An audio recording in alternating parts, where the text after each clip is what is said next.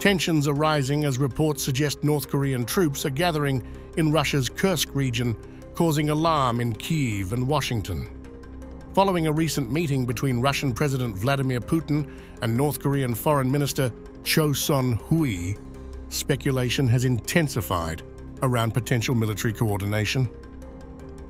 Ukrainian President Volodymyr Zelensky expressed concern, suggesting that the North Korean deployment could significantly impact the conflict.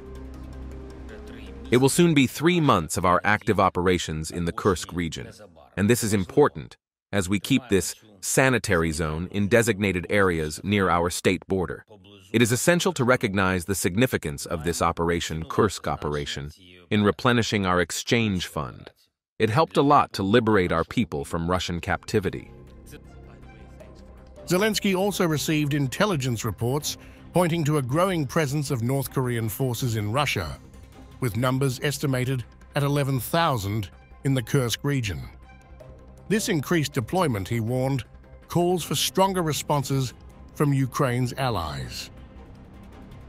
Today, there was also a separate report from the Defense Intelligence of Ukraine and the Foreign Intelligence Service on the North Korean troops in the territory of Russia.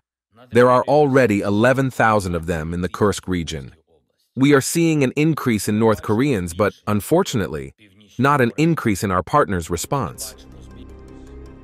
The Pentagon confirmed similar troop estimates and raised concerns about potential implications if North Korean forces engage in combat.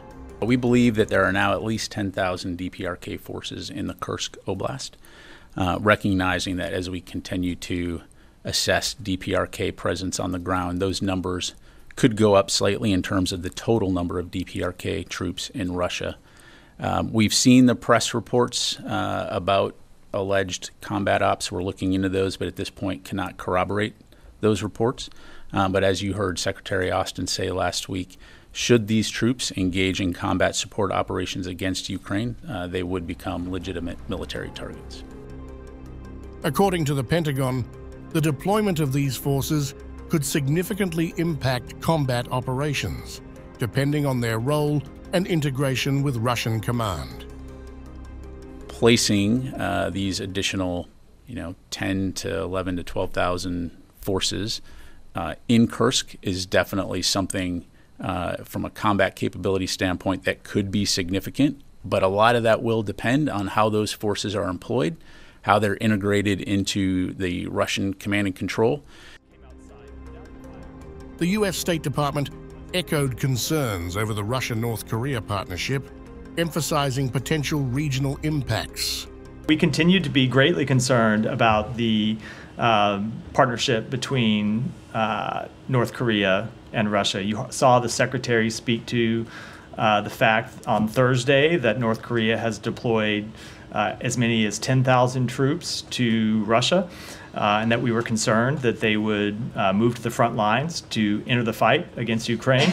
As the Secretary said on Friday that as many as 8,000 North Korean troops had made their way to Kursk. We now assess that as many as 10,000 have made their way to Kursk and could enter combat in the coming days.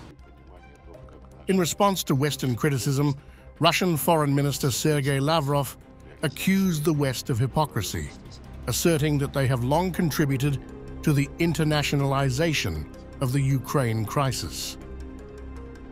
Asked what he thought about reports of Russian and DPRK military plans, the UN Secretary General said that these reports are of very deep concern to him because they lead to the internationalization of the Ukrainian crisis, and therefore he stands firmly and resolutely for the Ukrainian conflict to be resolved on the basis of the UN Charter, international law, and the General Assembly resolution.